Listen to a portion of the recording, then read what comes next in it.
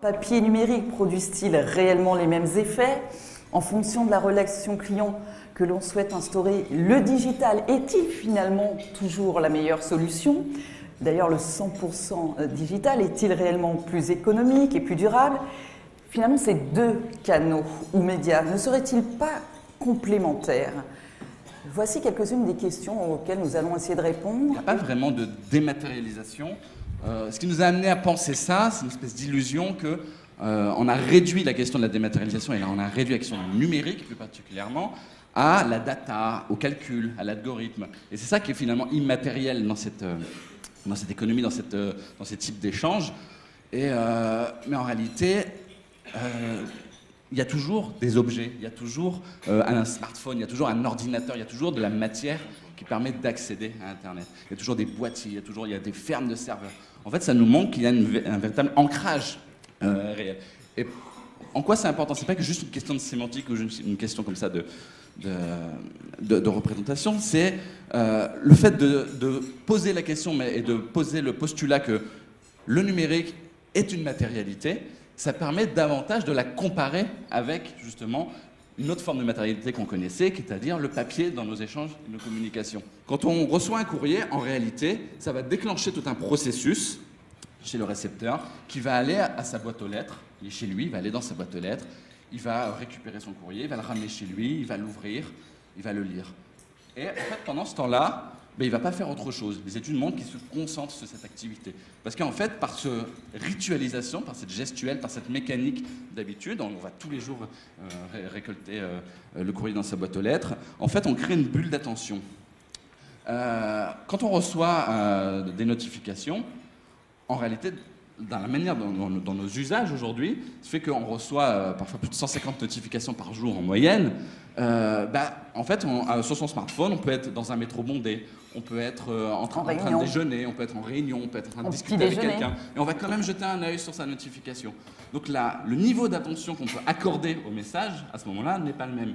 Et il n'est pas du fait ni de la qualité du message, ni du média en tant que tel, c'est le média qui induit en fait le cadre social dans lequel on découvre nos messages. Et c'est ça qui change. Donc c'est l'effet des communications qu'il faut être capable de piloter aujourd'hui. Est-ce que je suis un anti-papier? Non, je ne suis pas un anti-papier. Moi, je suis un service qui a basculé du papier vers le monde digital, complètement. Parce que, souvenez-vous des journaux de petites annonces qui étaient dans vos boîtes aux lettres aujourd'hui, ils ont basculé sur Le Bon Coin.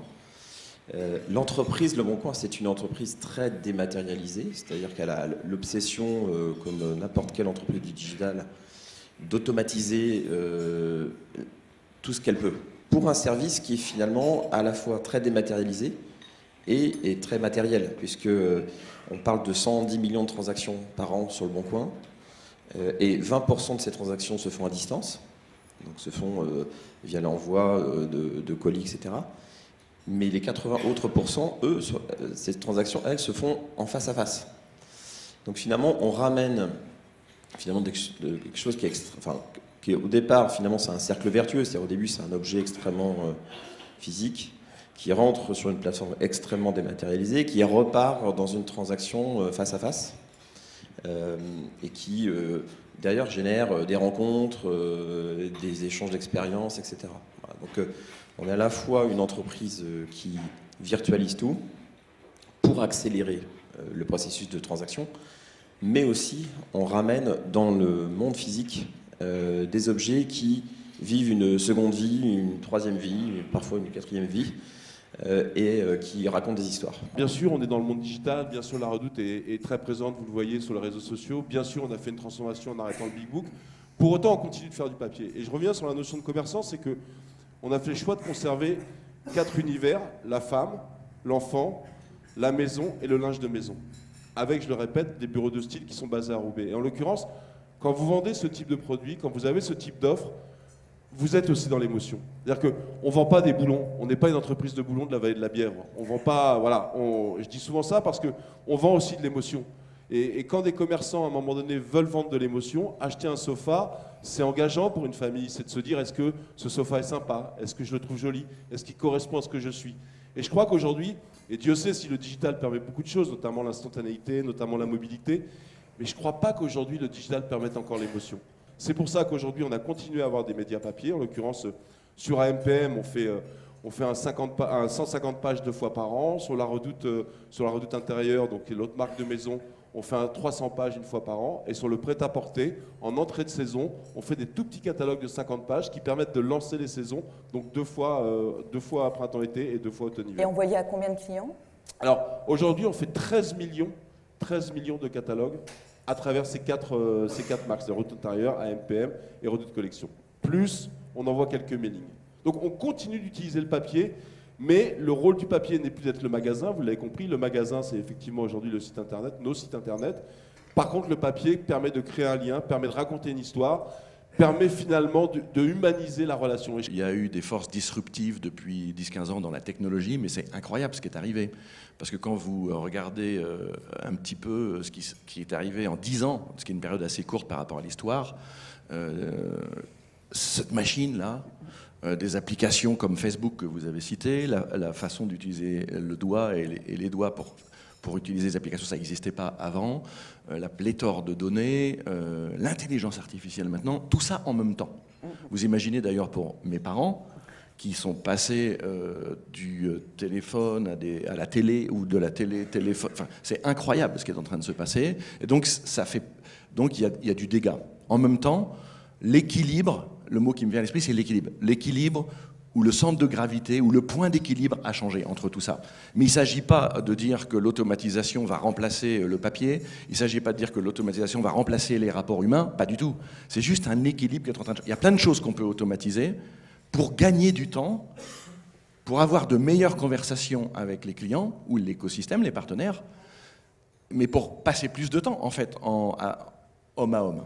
Quel moment vous leur dites bah écoutez, le courrier, le papier, vous pouvez peut-être le garder parce que, pour revenir aux idées défendues par l'étude Eranos, parce qu'à un moment, pour cet effet-là, vous en aurez besoin. Mais les exemples qu'on a entendus sont très bons. Il y avait un certain nombre de millions de catalogues vendus. Maintenant, il y a encore des catalogues distribués. C'est juste pas les mêmes chiffres, c'est juste pas les mêmes objectifs. Il faut qu'on aide nos clients à définir mieux leur cible, parce qu'avec la technologie, en fait, et les multicanaux disponibles, on peut personnaliser. Ce que nous demandent nos clients, effectivement, c'est aussi de les engager, c'est de leur faire des propositions, de personnaliser ces propositions. Et donc, on le fait de manière privilégiée aujourd'hui sur le digital, qui permet d'un clic d'aller plus loin, d'avoir davantage d'informations. Et puis, si on est vraiment intéressé, de souscrire ou d'être mis en relation, d'ailleurs, avec un service client, avec un conseiller qui va nous aider dans la démarche et pour la finaliser. Alors, le rôle du papier dans tout ça, d'une part, comme je l'indiquais, tous nos clients ne sont pas appétents au digital, et donc il faut savoir parler à nos clients par le canal qui leur convient le mieux. Et donc, c'est vrai qu'on a encore des campagnes marketing qui utilisent ce vecteur-là. Et puis, pour moi, de manière croissante, si vous voulez, je vous dirais, j'ai envie de moins en moins d'envoyer des courriers à nos clients en leur disant « Tiens, ça, c'est votre relevé fiscal. » Donc, dans la case, enfin, avec la retenue à la source, ça va aller mieux, mais je dirais, dans la case CZ22, vous mettez tel chiffre. Bon, c'est le genre de courrier qu'on envoie aujourd'hui. On envoie des relevés de compte. Je pense qu'il n'y a pas beaucoup d'émotions. Moi, ce que j'ai envie d'envoyer comme courrier à nos clients, c'est moins du push marketing ou moins des relevés de compte et plus, je dirais, quelque chose qui incarne la marque, qui va informer, qui va être qualitatif. Qu'est-ce que ça peut être un courrier qualitatif à la Société Générale ? Par exemple, on travaille sur des courriers par exemple, pour nos clients patrimoniaux, pour leur dire finalement, voilà, dans la dernière loi de finances, voilà ce qui se passe. Qu'est-ce que ça peut vouloir dire pour vous ? Donc on ne va pas aller vendre un produit, mais juste leur dire voilà un petit peu l'environnement dans lequel on est, voilà ce qui se passe. Et puis effectivement, si vous voulez en savoir plus et si ça déclenche chez vous un besoin, voilà un petit peu comment vous pouvez nous communiquer pour continuer l'échange. Mais c'est plutôt pour apporter finalement cette patte de conseil et d'expertise qui est notre ADN. Est-ce qu'on pourrait imaginer un courrier objet, un courrier en réalité augmentée ? Est-ce que vous avez aussi ces pistes de réflexion-là ? Oui, bien sûr, nous avons des solutions que justement nous appelons courrier augmenté, c'est-à-dire la possibilité, quand vous recevez un courrier, d'être renvoyé sur une solution web, sur une plateforme pour accéder à une image en 3D par exemple, ou accéder à des services, à des promotions qui sont souhaités par l'expéditeur. Et du coup, on a à la fois là, quelque part, la mobilisation de l'attention, puisque nous sommes dans une économie de l'attention. Et le courrier est un vecteur, est un support qui permet de mobiliser cette attention, à la fois la lecture précise du contenu et la possibilité d'accéder via justement ces techniques de courrier augmenté à tout ce qui offre et qui est très large également par le numérique, par le digital. Donc nous le faisons. Dans nos échanges que nous avons avec nos clients, nous appelons leur attention sur plusieurs aspects. Le premier, c'est que aujourd'hui, il y a quand même 20% des Français qui n'ont tout simplement pas accès à ces solutions numériques. Par contre, 98% des Français ont une boîte aux lettres. Et ces 98%, quasiment 9 sur 10 vont l'ouvrir tous les jours. Et quand ils ouvrent leur boîte aux lettres et qu'il y a un contenu, 75% d'entre eux considèrent que c'est un moment de plaisir. L'enjeu également, et c'est absolument ce que vous avez dit, mais je réagis néanmoins, il y a parfois un certain nombre de décisions de rationalisation qui reposent sur des leviers économiques, des entreprises qui souhaitent optimiser un certain nombre de postes de chargés. On ne peut pas leur en vouloir. Mais qui, cette rationalisation économique, la font passer sous une volonté de préserver l'environnement, en sous-entendant que l'utilisation du courrier et du papier, finalement, est destructeur pour la planète, consomme des ressources. Et cette étude, là aussi, a le mérite de montrer que, finalement, le digital est extrêmement concret, extrêmement matériel, consomme des ressources. L'idée n'est pas évidemment de jeter l'anathème sur le digital, mais de sortir néanmoins d'un discours qui est pourtant souvent posé comme indiscutable. Le digital est virtuel, il est abstrait, il est éthéré, il n'a pas de conséquences sur la planète, versus le papier. Il est posé comme indiscutable pour ne pas être questionné, pour ne pas être interrogé, justement. Et ça nous paraît important, dans les discussions que nous avons, d'avoir un discours, un éclairage qui permette à chacun de faire des choix de façon éclairée. On a vu avec Anthony au début que, finalement, dans un message, qu'il soit matériel ou dématérialisé, ce n'est pas tant le quoi, mais c'est le comment qui est important. Une fois qu'on sait le comment, quel type de message je vais envoyer, quel est l'esprit de mon message, je vais assez vite en déduire sa forme. Est-ce que ça doit être un mail, un spam, un mail personnalisé, un courrier porté par un groom qui se perd ou qui ne se perd pas dans les bureaux? La forme va être déterminée très vite par l'intention, par l'effet que l'on recherche. Alors l'effet, on le voit bien, le papier crée un effet d'émotion, un effet d'objet qui est là, et en effet, on va, quand on choisit un canapé, pouvoir partager la décision autour du collectif familial, on va pouvoir faire circuler tout cela.